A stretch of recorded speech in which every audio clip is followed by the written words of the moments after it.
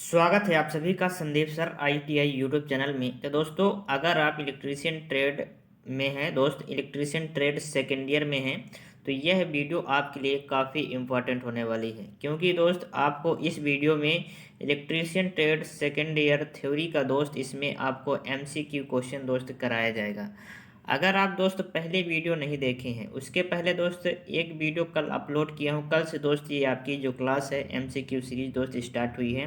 तो अगर आप पहले वीडियो नहीं देखे हैं तो दोस्त आपको प्ले लिस्ट में जाना है। ठीक है, ITI electrician theory second year के नाम से आपको प्ले लिस्ट मिल जाएगी। वहाँ से दोस्त आप क्लिक करके उस वीडियो को ज़रूर देख लीजिए, और ये हमारी दूसरी वीडियो होने वाली है। ठीक है, तो जितने भी आईटीआई के स्टूडेंट हैं जो इलेक्ट्रीशियन ट्रेड, ठीक है, सेकेंड ईयर में हैं, सभी लोग इस एमसीक्यू सीरीज को ज़रूर देखिए। आपके जितने भी दोस्त एग्जाम में क्वेश्चन पूछे जाएंगे, सभी दोस्त ये एमसीक्यू सीरीज के अंदर ही दोस्त आप से पूछा जाएगा। एमसीक्यू सीरीज के माध्यम से दोस्त, ठीक है, सभी क्वेश्चन आपका सिलेबस कंप्लीट करवाया जाएगा और सभी क्वेश्चन इसी से दोस्त पूछेंगे। ठीक है, तो आपको अगर आप तैयारी करना चाहते हैं तरीके से, तो दोस्त आपको इस चैनल को सब्सक्राइब कर लेना है और वीडियो को लाइक कर देना है। और जितने भी आपके दोस्त इलेक्ट्रीशियन ट्रेड सेकेंड ईयर में हैं, सभी को दोस्त इस वीडियो को शेयर कर देना है। तो चलिए दोस्त वीडियो स्टार्ट करते हैं और पहला क्वेश्चन देखते हैं। ठीक है, पहला क्वेश्चन है मेरे भाई, यहाँ आप देखें, 4 पोल डीसी जनरेटर के डुप्लेक्स लैप वाइंडिंग में कितने समांतर रास्ते होते हैं। चलिए बताना है। How many parallel path in duplex lap winding for of a 4 pole DC generator. 4 pole DC generator में डुप्लेक्स लैप वाइंडिंग में दोस्त कितने समांतर रास्ते होते हैं, कितने समांतर पथ होते हैं। चलिए देखते हैं कितने होते हैं। ऑप्शन ए है 4, 6, 8, 12। तो कितने होते हैं मेरे भाई, ये होते हैं,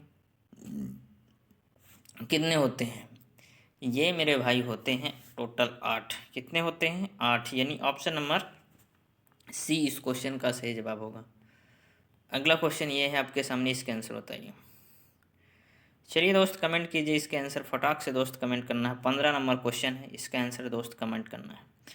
15 नंबर क्वेश्चन का दोस्त आंसर जल्दी से कमेंट कीजिए, इसका आंसर क्या होगा। 10 सेकेंड का आपको टाइम दिया जा रहा है। जनरेटर के भाग का डीसी जनरेटर के भाग का नाम बताइए। दोस्त ये डीसी जनरेटर का भाग दिया गया है, इसका नाम बताना है। चलिए नाम बताइए मेरे भाई, इसका नाम क्या होगा। ऑप्शन ए है side end plates, option B है pole shoe lamination, option C है कम्यूटेटर खंड, ऑप्शन डी है आर्मेचर कोर लेमिनेशन। तो मेरे भाई ये जो पार्ट दिया गया है ये है आर्मेचर कोर लेमिनेशन। ठीक है, यानी ऑप्शन नंबर डी इस क्वेश्चन का सही जवाब होगा। क्या होगा, ऑप्शन नंबर डी। चलिए अगला क्वेश्चन, अगला क्वेश्चन ये है कि डीसी जनरेटर में इंटरपोल कैसे जुड़े होते हैं। चलिए बताना है आपको। How interpole are connection in a DC generator, मतलब डीसी जनरेटर में दोस्त इंटरपोल कैसे जुड़े होते हैं, बताइए। 10 सेकेंड का टाइम है दोस्त, आंसर कमेंट कीजिए इसका। डीसी जनरेटर में इंटरपोल कैसे जुड़े होते हैं। दोस्त आप एक बार पढ़ चुके हैं, आप सभी लोग आईटीआई किए हैं, तो एक बार दोस्त आप सभी लोग पढ़ चुके हैं। इसके आंसर कमेंट कीजिए क्या होगा। चलिए ऑप्शन ए है आर्मेचर के साथ श्रृंखला में, ऑप्शन बी है आर्मेचर के साथ समांतर में, ऑप्शन सी है शंट फील्ड के साथ श्रृंखला में, ऑप्शन डी है शंट फील्ड के साथ समांतर में। तो डीसी जनरेटर में इंटरपोल दोस्त जो जुड़े होते हैं वो जुड़े होते हैं मेरे भाई, किस में जुड़े होते हैं, वो जुड़े होते हैं आर्मेचर के साथ श्रृंखला में। किसमें, इन सीरीज विथ आर्मेचर, यानी आर्मेचर के साथ श्रृंखला में जुड़े होते हैं। ऑप्शन नंबर ए इस क्वेश्चन का सही जवाब हो जाएगा। ठीक है, अगला क्वेश्चन, अगला क्वेश्चन ये रहा आपके सामने, इसका दोस्त आंसर बताइए। जल्दी से दोस्त इसका आंसर कमेंट कीजिए क्या होगा। करिए कमेंट दोस्त, 10 सेकेंड का टाइम है, करिए कमेंट, इसका आंसर क्या होगा। एक स्वयं उत्तेजित डीसी जनरेटर में अवशिष्ट चुंबकत्व की आवश्यकता क्या है। एक स्वयं उत्तेजित डीसी जनरेटर में अवशिष्ट चुंबकत्व की आवश्यकता मेरे भाई क्या है, कमेंट कीजिए, इसका सही जवाब क्या होगा। ऑप्शन ए है वोल्टेज का निर्माण करें, ऑप्शन बी है फील्ड करंट कम करें, ऑप्शन सी है आर्मेचर करंट कम करें, ऑप्शन डी है नियत आउटपुट वोल्टेज बनाए रखें। तो जो एक स्वयं उत्तेजित जनरेटर है मेरे भाई, यानी सेल्फ एक्साइटेड डीसी जनरेटर है, उसमें जो अवशिष्ट चुंबकत्व होता है, क्या होता है, अवशिष्ट चुंबकत्व, ठीक है। यानी अवशिष्ट चुंबकत्व को इसमें क्यों आवश्यकता पड़ती है, ठीक है, ये हमें बताना है। तो अवशिष्ट चुंबकत्व की क्यों आवश्यकता पड़ती है मेरे भाई, वोल्टेज के निर्माण के लिए। किसका, वोल्टेज निर्माण के लिए, यानी वोल्टेज का निर्माण करें। ऑप्शन नंबर ए इस क्वेश्चन का सही जवाब हो जाएगा। चलिए अगला क्वेश्चन ये है आपके सामने, इसका आंसर बताइए। बोला गया है डीसी मशीन में वो कौन से दो बिंदु हैं जो ब्रश संपर्क प्रतिरोध को मापते हैं। डीसी मशीनों में वो कौन से दो बिंदु हैं जो ब्रश संपर्क प्रतिरोध को क्या करते हैं, मापते हैं मेरे भाई। ऑप्शन ए है विपरीत ब्रश के बीच प्रतिरोध, ऑप्शन बी है ब्रश और कम्यूटेटर राइजर के बीच प्रतिरोध, ऑप्शन सी है ब्रश और कम्यूटेटर के बीच प्रतिरोध, और ऑप्शन डी है ब्रश और आर्मेचर कंडक्टर के बीच प्रतिरोध। तो डीसी मशीनों में कौन से दो बिंदु हैं जो ब्रश संपर्क प्रतिरोध को मापते हैं मेरे भाई। तो इसका सही जवाब क्या हो जाएगा, इसका सही जवाब हो जाएगा मेरे भाई ब्रश और कम्यूटेटर के बीच प्रतिरोध को मापते हैं, यानी ब्रश और कम्यूटेटर के बीच प्रतिरोध। ऑप्शन नंबर सी इस क्वेश्चन का सही जवाब हो जाएगा। अगला क्वेश्चन है मेरे भाई, चलिए इसके आंसर बताइए। इसका आंसर बताइए किस वोल्टेज ड्रॉप को यक्स के रूप में चिन्हित किया गया है। मेरे भाई यहाँ यक्स के रूप में ये चिन्हित किया गया है, कौन सा वोल्टेज ड्रॉप इसमें दर्शाया गया है यक्स के द्वारा। चलिए बताइए मेरे भाई इसका सही जवाब क्या होगा। चलिए ऑप्शन में देखते हैं कौन सा वोल्टेज ड्रॉप दर्शाया गया है। तो ऑप्शन ए है पूर्ण load voltage path, option B है armature voltage path, option D है सी है armature reaction drop, option D है शंट फील्ड वोल्टेज ड्रॉप। तो किसको दर्शाया गया है मेरे भाई, ये दर्शाया गया है आर्मेचर रिएक्शन ड्रॉप, ठीक है। कौन सा दर्शाया गया है, आर्मेचर रिएक्शन ड्रॉप दर्शाया गया है, यानी ऑप्शन नंबर सी इस क्वेश्चन का सही जवाब हो जाएगा। अगला क्वेश्चन ये है, इसका आंसर बताइए। कंपाउंड जनरेटर का नाम क्या है यदि शंट फील्ड आर्मेचर के साथ समांतर में जुड़ा हुआ है।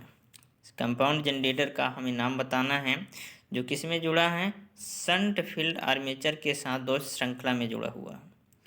ऑप्शन ए है long shunt compound, option B है संचयी यौगिक, ऑप्शन सी है विभेदिक यौगिक, ऑप्शन डी है लघु शंट यौगिक। तो कौन सा दोस्त कंपाउंड जनरेटर हमें बताना है यदि दोस्त शंट फील्ड जो है वो आर्मेचर के साथ किस में जुड़ी है, समांतर में जुड़ी है।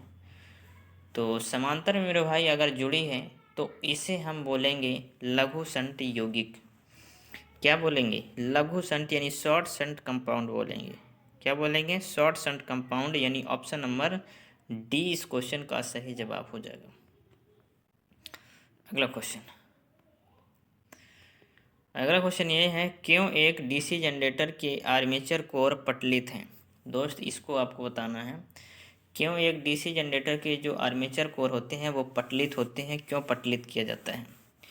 ऑप्शन ए है ताम्र हानि को कम करें, ऑप्शन बी है घर्षण हानि को कम करने के लिए, ऑप्शन सी है हिस्टैरिसीस हानि को कम करें, ऑप्शन डी है भंवर धारा हानि को कम करें।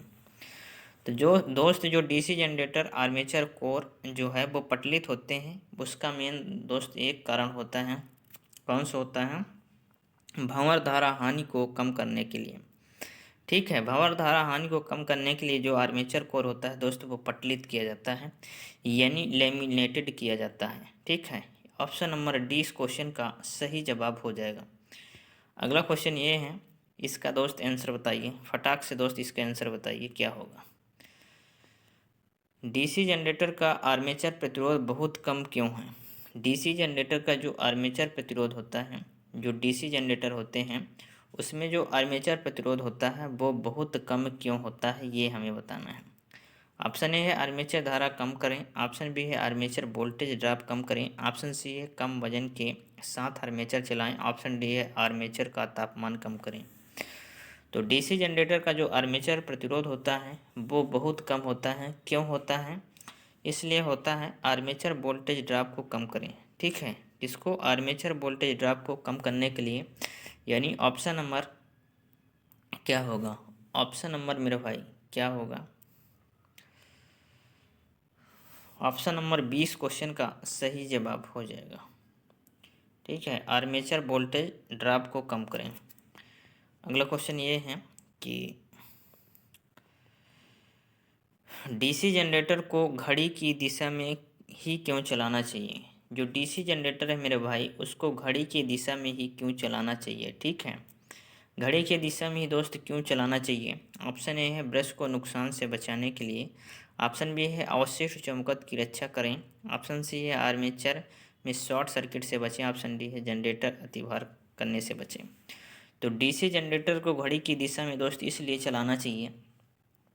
ठीक है, डीसी जनरेटर को दोस्त घड़ी की दिशा में क्यों चलाना चाहिए, अवशिष्ट चुंबकत्व की रक्षा करने के लिए। ठीक है, अवशिष्ट चुंबकत्व की रक्षा करने के लिए अगर दोस्त हम घड़ी की विपरीत दिशा में घुमा देते हैं तो अवशिष्ट जो चुंबकत्व वो दोस्त खत्म हो जाएगा, और अवशिष्ट चुंबकत्व का काम होता है वोल्टेज का निर्माण करना।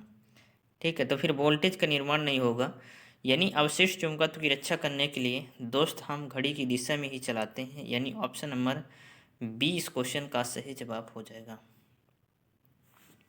ठीक है, अगला क्वेश्चन ये है कि बड़े डीसी जनरेटर में घुमावदार क्षतिपूर्ति क्यों प्रदान की जाती है। बड़े डीसी जनरेटर में दोस्त घुमावदार क्षतिपूर्ति क्यों प्रदान की जाती है। ऑप्शन ए है अधिक लोड कनेक्ट करें, ऑप्शन बी है कम्यूटेशन प्रभाव को कम करें, ऑप्शन सी है आर्मेचर प्रतिक्रिया प्रभाव को बेअसर करें, ऑप्शन डी है जनरेटर की दक्षता बढ़ाएं। तो बड़े डीसी जनरेटर जो होते हैं उनमें घुमावदार क्षतिपूर्ति क्यों प्रदान की जाती है, हमसे पूछा गया है। ठीक है, तो क्यों प्रदान की जाती है, आर्मेचर प्रतिक्रिया प्रभाव को बेअसर करने के लिए दोस्त ये प्रभाव किया जाता है। किसको, आर्मेचर प्रतिक्रिया प्रभाव को बेअसर करने के लिए। ठीक है, यानी ऑप्शन नंबर सी इस क्वेश्चन का सही जवाब हो जाएगा। दोस्त अगर वीडियो पसंद आ रही तो वीडियो को लाइक ज़रूर कीजिए, अपने दोस्तों के साथ शेयर करके आइए। ठीक है, चलिए अगला क्वेश्चन है, डीसी जनरेटर के वोल्टेज का निर्माण करने में विफल होने का क्या कारण है। डीसी जनरेटर के वोल्टेज निर्माण करने में विफल होने का क्या कारण है। दोस्त डीसी जनरेटर अगर वोल्टेज निर्माण नहीं कर पा रहा है तो उसका मेन कारण क्या हो सकता है, चलिए जान लेते हैं। ऑप्शन ए है ढीले ब्रश संयोजन, ऑप्शन बी है आर्मेचर प्रतिक्रिया अधिक है, ऑप्शन सी है फील्ड प्रतिरोध क्रांतिक प्रतिरोध से ऊपर है, ऑप्शन डी है प्राइम मूवर रेटेड गति से दोस्त ऊपर चल रहा है। वेरी मोस्ट इंपॉर्टेंट क्वेश्चन है मेरे भाई, ये एग्जाम में दोस्त पूछे ही जाते हैं। तो फील्ड प्रतिरोध क्रांतिक प्रतिरोध से ऊपर है, इसका मेन कारण है दोस्त। ठीक है, अगर फील्ड प्रतिरोध क्रांतिक प्रतिरोध से ऊपर होगा तो दोस्त जो जनरेटर है वो वोल्टेज निर्माण नहीं कर पाएगा। ठीक है, यानी ऑप्शन नंबर सी इस क्वेश्चन का सही जवाब हो जाएगा। अगला क्वेश्चन ये है, चलिए इसका आंसर बताइए। बोला गया है जनरेटर का नाम क्या है यदि इसका क्षेत्र आर्मेचर के समांतर जुड़ा है। दोस्त जनरेटर का नाम क्या है यदि इसका क्षेत्र यानी फील्ड वाइंडिंग जो है वो आर्मेचर के साथ किस में जुड़ा है, समांतर में। मेरे भाई जब भी आर्मेचर के साथ फील्ड वाइंडिंग समांतर में जुड़ी हुई होती है तो आपको एक बात याद में रखना मेरे भाई, वो हमेशा होगा शंट जनरेटर। ऑप्शन ए है शंट जनरेटर, ऑप्शन बी है श्रेणी जनरेटर, ऑप्शन सी है यौगिक जनरेटर, ऑप्शन डी है स्वयं उत्तेजित जनरेटर। तो मेरे भाई अगर फील्ड वाइंडिंग आर्मेचर के समांतर में जुड़ी हुई है तो इसका मतलब दोस्त शंट जनरेटर होगा। ठीक है, ये आपको ध्यान में रखना है, यानी ऑप्शन नंबर ए इस क्वेश्चन का सही जवाब हो जाएगा। चलिए अगला क्वेश्चन देखते हैं। अगला क्वेश्चन ये बोला गया है कि डीसी जनरेटर में पोल शू का उद्देश्य क्या है। डीसी जनरेटर में पोल शू का उद्देश्य क्या है मेरे भाई। ऑप्शन ए है एयर गैप को कम करें, ऑप्शन बी है क्षेत्र की ताकत बढ़ाएं, ऑप्शन सी है चुंबकीय हानियों को कम करें, ऑप्शन डी है एयर गैप में समान रूप से फ्लक्स को फैलाएं। तो डीसी जनरेटर मेरे भाई पोल शू का उद्देश्य क्या होता है। मेरे भाई जो पोल शू का उद्देश्य होता है हमने अभी दोस्त आपको बताया पिछले क्वेश्चन में। ठीक है, पोल शू का क्या उद्देश्य है, तो पोल शू का उद्देश्य है मेरे भाई एयर गैप में समान रूप से फ्लक्स को फैलाएं। क्या करता है? पोल शू करता है दोस्त एयर गैप में समान रूप से फ्लक्स को फैलाता है। यानी दोस्त इसका सही जवाब हो जाएगा ऑप्शन नंबर डी। चलिए अगला क्वेश्चन ये है आपके सामने, इसका दोस्त आंसर बताइए। चलिए इसका आंसर कमेंट कीजिए। 28 नंबर दोस्त क्वेश्चन है, कमेंट कीजिए इसका आंसर क्या होगा। 10 सेकंड का आपको टाइम दिया जा रहा है, इसका आंसर कमेंट कीजिए। डीसी जनरेटर में स्लिप रिंग का क्या कार्य है? मेरे भाई डीसी जनरेटर में स्लिप रिंग जो लगी होती है उसका क्या कार्य है ये आपको बताना है। चलिए कमेंट कीजिए मेरे भाई, क्या कार्य होता है डीसी जनरेटर में स्लिप रिंग का। ऑप्शन ए है निरंतर वोल्टेज बनाए रखें। ऑप्शन बी है धारा को एक दिशा में एकत्र करता है। ऑप्शन सी है ब्रश पर वोल्टेज ड्रॉप को कम करता है। ऑप्शन डी है रेटेड की तुलना में टर्मिनल वोल्टेज बढ़ाता है। तो डीसी जनरेटर में मेरे भाई स्लिप रिंग का कार्य क्या है? तो डीसी जनरेटर में मेरे भाई जो स्लिप रिंग का कार्य है वो है, क्या है? धारा को एक ही दिशा में एकत्र करता है। जो स्लिप रिंग होता है मेरे भाई वो क्या करता है? धारा को एक दिशा में एकत्र करता है। यानी ऑप्शन नंबर 20 क्वेश्चन का सही जवाब हो जाएगा। ठीक है, क्या होगा? ऑप्शन नंबर 20 क्वेश्चन का सही जवाब हो जाएगा। अगला क्वेश्चन आपके सामने है, इसका आंसर मेरे भाई बताइए। बहुत ही दोस्त इम्पोर्टेंट क्वेश्चन है। बोला गया है जनरेटर में ब्रश बनाने के लिए किस सामग्री का उपयोग किया जाता है? दोस्त जो डीसी जनरेटर में ब्रश बनाया जाता है, ठीक है, वो किससे बना होता है? ऑप्शन ए है स्टील और ग्रेफाइट का बना होता है। ऑप्शन बी है कार्बन और ग्रेफाइट का बना होता है। ऑप्शन सी है ढलवा लोहा और ग्रेफाइट का बना होता है। ऑप्शन डी एल्युमिनियम और ग्रेफाइट का बना होता है। तो ग्रेफाइट तो लगभग सभी में आ रहा है मेरा भाई, हो जाएगा इसका सही जवाब कार्बन और ग्रेफाइट। कौन सा होगा? कार्बन और ग्रेफाइट, यानी कार्बन एंड ग्रेफाइट का बना होता है। ये दोस्त आपको ध्यान में रखना है, very very most important question है। ठीक, चलिए अगला क्वेश्चन। अगला क्वेश्चन ये है आपके सामने, क्यों डीसी जनरेटर अपने अवशिष्ट चुंबकत्व खो देते हैं? मेरे भाई हमने अभी बात किया कि जो डीसी जनरेटर होता है उसका अवशिष्ट चुंबकत्व जो होता है अगर घड़ी के विपरीत दिशा में चलती है तो खत्म हो जाता है। ये हमने अभी बात किया मेरे भाई पिछले क्वेश्चन में। ठीक है, तो चलिए ऑप्शन देखते हैं, क्यों अपना अवशिष्ट चुंबकत्व खो देता है। ऑप्शन ए है भार में भारी शॉर्ट सर्किट। ऑप्शन बी है बिना लोड के लगातार चल रहा है। ऑप्शन सी है बिना रुक के लगातार चलना। ऑप्शन डी है रोटेशन की दिशा अक्सर बदलती रहती है। तो दोस्तों अगर रोटेशन की दिशा बदलती है, कभी घड़ी की दिशा में कभी उसके विपरीत दिशा में, तो इसलिए क्या करता है जो डीसी जनरेटर है वो अपना चुंबकत्व खो देता है। क्या करता है? अपना दोस्त अवशिष्ट चुंबकत्व रेसिडुअल मैग्नेटिज्म दोस्त खो देता है। यानी ऑप्शन नंबर डी इस क्वेश्चन का सही जवाब हो जाएगा। चलिए मेरे भाई अगला क्वेश्चन ये है आपके सामने, इसका आंसर बताइए। बताइए इसका आंसर दोस्त, सभी लोग कमेंट कीजिए इसका आंसर। 31 नंबर दोस्त क्वेश्चन है, 31 नंबर दोस्त क्वेश्चन है, इसका आंसर कमेंट कीजिए। 10 सेकंड को आपको टाइम मिल रहा है, इसका आंसर बताइए। एक जनरेटर में योक और ध्रुव के माध्यम से चुंबकीय सर्किट कैसे पूरा होता है? दोस्त इसका आंसर बताइए। एक जनरेटर में किसके माध्यम से? योक, योक यानी बॉडी, और ध्रुव, ध्रुव जो होता है वो पोल होता है। ठीक है, बॉडी में ही दोस्त पोल लगाया जाता है, उसके अंदर के माध्यम से चुंबकीय सर्किट कैसे पूरा होता है ये हमें बताना है। ऑप्शन ए है छेद कुंडली के द्वारा। ऑप्शन बी है आर्मेचर कोर के द्वारा। ऑप्शन सी है पटलित कोर के द्वारा। ऑप्शन डी है आर्मेचर में वाइंडिंग कंडक्टर के द्वारा। तो कैसे पूरा होता है मेरे भाई ये हमें बताना है। तो कैसे पूरा होता है ये मेरे भाई? पूरा होता है आर्मेचर कोर के माध्यम से। किसके माध्यम से? आर्मेचर कोर के माध्यम से दोस्त ये कंप्लीट होता है। ठीक है, चुंबकीय सर्किट, यानी ऑप्शन नंबर 20 क्वेश्चन का सही जवाब हो जाएगा। चलिए अगला क्वेश्चन आपके सामने, इसका आंसर बताइए क्या होगा। इसका आंसर मेरे भाई बताइए, very very most important question है। डीसी जनरेटर में लोड बढ़ने पर टर्मिनल वोल्टेज कम क्यों हो जाता है? डीसी जनरेटर में जैसे ही आप लोड बढ़ाते हैं तो जो टर्मिनल वोल्टेज होता है मेरे भाई वो कम क्यों हो जाता है, ये आपको बताना है।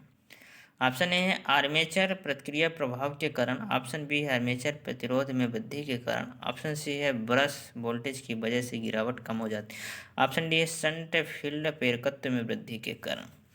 तो डीसी जनरेटर मेरे भाई जैसे ही आप लोड बढ़ाते हैं तो टर्मिनल वोल्टेज जो होता है वो कम क्यों होता है?